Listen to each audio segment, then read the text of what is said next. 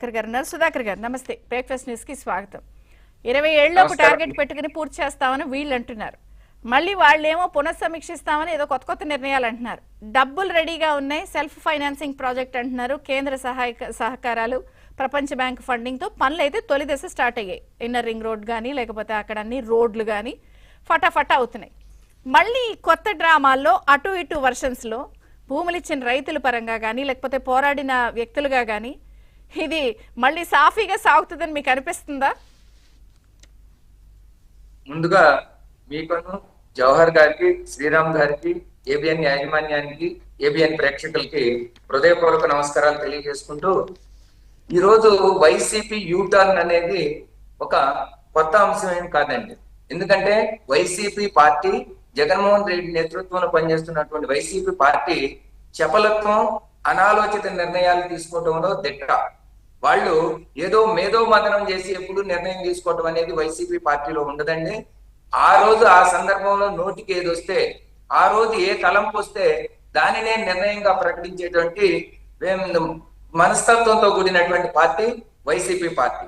ఆ రోజు ఏదైతే రాజధానిగా అమరావతిని ఏర్పరచుదాం అనుకున్నప్పుడు కూడా వాళ్ళు దాని మీద ఒక ఆలోచన విధానం కాదు, ఏదో చంద్రబాబు నాయుడు గారికి ఒక పేరు వచ్చిద్దేమోనని అడావుడిగా మేము పూర్తిగా మద్దతు ఇస్తాము, ఈయన భూమిని సేకరించలేడేమోనని ఒక 30,000 ఎకరాలు ఉండాలని ఆ రోజు చాలా ఆర్భాటంగా ప్రకటించినటువంటి వ్యక్తి జగన్మోహన్ రెడ్డి గారు. ఆ తర్వాత ల్యాండ్ పూలింగ్ జరగడం, దాంట్లో బాగా అభివృద్ధి జరగడం, చంద్రబాబు నాయుడు గారికి మంచి పేరు రావడం చూశాడు. చూసిన తర్వాత రైతుల్ని ఏ విధంగా రెచ్చగొట్టాలని కొంతమంది దగ్గరకు వచ్చి మీరు ప్యాకేజీ ఎక్కువ అడగండి, లేకపోతే అసైన్డ్ రైతులకు కూడా పూర్తి ప్యాకేజీ ఇస్తాము అని అనేక కళ్ళబొల్లి కబుర్లు చెప్పడం జరిగింది.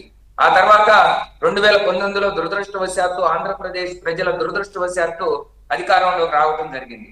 అధికారంలోకి వచ్చిన వెంటనే అనాలోచితంగా ఎక్కడ 3 రాజధానుల నిర్ణయం అంటూ ఎవరిని సంప్రదించకుండా, అది అసలు రాజ్యాంగబద్ధమా, రాజ్యాంగ పద్ధత లేదా అనేది కూడా చూసుకోకుండా, అది సాధ్యమా అసాధ్యమా అనేది కూడా ఆలోచన చేయకుండా 3 రాజధానుల నిర్ణయం ప్రకటించి, ఆ ప్రకటించడంతో పాటు అభివృద్ధిని ఎక్కడికక్కడ ఆగం చేసి, అంటే ఆయన యొక్క ప్రతి నిర్ణయం కూడా, ఏ నిర్ణయాన్ని చూసినా ఆ యొక్క ఆవేశంలోనే శాసన మండలిని కూడా మెజారిటీ లేదని శాసన మండలిని రద్దు చేయాలని సిఫార్సు చేసినటువంటి ఘనుడు వైఎస్ జగన్మోహన్ రెడ్డి. అంటే దానివల్ల ఎంత నష్టం జరుగుతుంది, ప్రజలు ఏ విధంగా నష్టపోతున్నారనేటువంటి ఆలోచన లేదు. ఆయన తీసుకున్నటువంటి 3 రాజధానులు అనే అనాలోచిత నిర్ణయం ఫలితంగా 272 మంది పేద రైతులు దుర్మరణం పాలైనటువంటి దానిని జగన్మోహన్ రెడ్డి గారి హత్యలుగానే చరిత్ర గుర్తుంచుకుంటా ఉంటుంది. అదే విధంగా 1631 రోజుల పాటు ఈ అమరావతి ప్రాంతంలో రాజధాని కోసం భూములు ఇచ్చినటువంటి రైతుల్ని, ప్రజల్ని ముప్పతిప్పలు పెట్టడమే కాదు, అనేక రకాలుగా మానసికంగా, శారీరకంగా హింస చేసినటువంటి వ్యక్తి జగన్మోహన్ రెడ్డి గారు. మరి ఆ ప్రజలందరూ ఏదైతే ఇతని యొక్క హింసల్ని, ఇతని యొక్క విపరీతపు ఆలోచన ధోరణి, దానికంటే ముఖ్యమైనది ప్రజాధనాన్ని అప్పటి వరకు ఖర్చు చేసినటువంటి సుమారుగా 10,500 కోట్ల రూపాయలని నాశనం చేసినటువంటి ఒక దరిద్రపు నిర్ణయం 3 రాజధానులు. మరి ఈ బాధలన్నీ గమనించాం, మీరందరూ సహకరించారు, ప్రజలందరూ కూడా సహకరించడం వల్ల 2 పాదయాత్రల ద్వారా 3 రాజధానుల వలన జరిగేటువంటి నష్టం ఏంటి, జగన్మోహన్ రెడ్డి గారి విపరీతపు ధోరణి వలన ఏ విధంగా ఈ రాష్ట్రం నష్టపోతుందని చెప్పిన మీదట ప్రజలందరూ కూడా ఇతని యొక్క అహంకారపూరితమైనటువంటి వైఖరిని నిరసిస్తూ ఈ రోజు కూటమికి రికార్డు స్థాయిలో, అంటే ఆంధ్రప్రదేశ్, ఉమ్మడి ఆంధ్రప్రదేశ్ చరిత్రలో ఎప్పుడూ లేనటువంటి మెజారిటీతో ఈ కూటమిని గెలిపించడం, దానికంటే కరెక్టే సుధాకర్ గారు. ప్రజలు ఇచ్చారు, మీ పోరాటం అనిర్వచనీయమైనది. కానీ ఇప్పుడు మళ్ళీ కొత్తగా ఈ పిల్లి మొగ్గలు మొదలెట్టారు కదా, ఇప్పుడు కొత్తగా నిర్ణయం అయితే ఆయన ఇప్పుడు యూటర్న్ తీసుకోక, అంటే అతనికి ఇక రెండో గత్యంతరం లేదండి. ఆ యొక్క నిర్ణయానికి కట్టుబడి ఉంటే మరొక్కసారి ఆ 11 సీట్లో 1 సీటు కూడా మిగిలేటువంటి అవకాశం లేదు. కాబట్టి ప్రజల్ని మభ్య పెట్టడానికి మళ్ళీ యూటర్న్. నేను కూడా రేపో మాపో చెబుతాడు, మేము కూడా 3 రాజధానులు కాదు 1 రాజధానికే కట్టుబడి ఉంటామని చెబుతారు.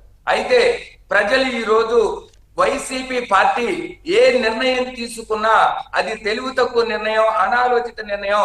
జగన్మోహన్ రెడ్డి గారు ఆలోచన లేనటువంటి వ్యక్తి. కేవలం ఆంధ్రప్రదేశ్ విధ్వంసానికో లేకపోతే తన స్వార్థ ప్రయోజనాలను రక్షించుకోవడానికో తీసుకునేటువంటి నిర్ణయం కానీ ఏది కూడా ఆంధ్రప్రదేశ్ సర్వతోముఖాభివృద్ధికి అవసరమైన నిర్ణయాన్ని జగన్మోహన్ రెడ్డి గారు తీసుకోరు అనేటువంటిది ఒక అంశం. ఇక రెండోది, మేము ఈ రోజు చాలా మందిలో ఉండొచ్చేమో, ఈ రోజు కనుక మేము కూటమి ప్రభుత్వంతో చంద్రబాబు గారితో అనేక సార్లు మాట్లాడిన పిదప, నారాయణ గారితో మాట్లాడిన పిదప ఒక పూర్తి రైతుల్లో ఒక పూర్తి క్లారిటీ ఉందండి. ఎందుకంటే గతంలో నిధులు సమస్య ఉండేది. గతంలో ఎన్జిటి నేషనల్ గ్రీన్ ట్రిబ్యునల్ కి ఇదే జగన్మోహన్ రెడ్డి గారు వెళ్ళినటువంటి అనేక కేసులు ఉండటం వలన అప్పుడు ఎన్జిటి ఉన్నాయి, వరల్డ్ బ్యాంక్ కి మెయిల్స్ పెట్టారు, అన్ని రకాలు చేశారు.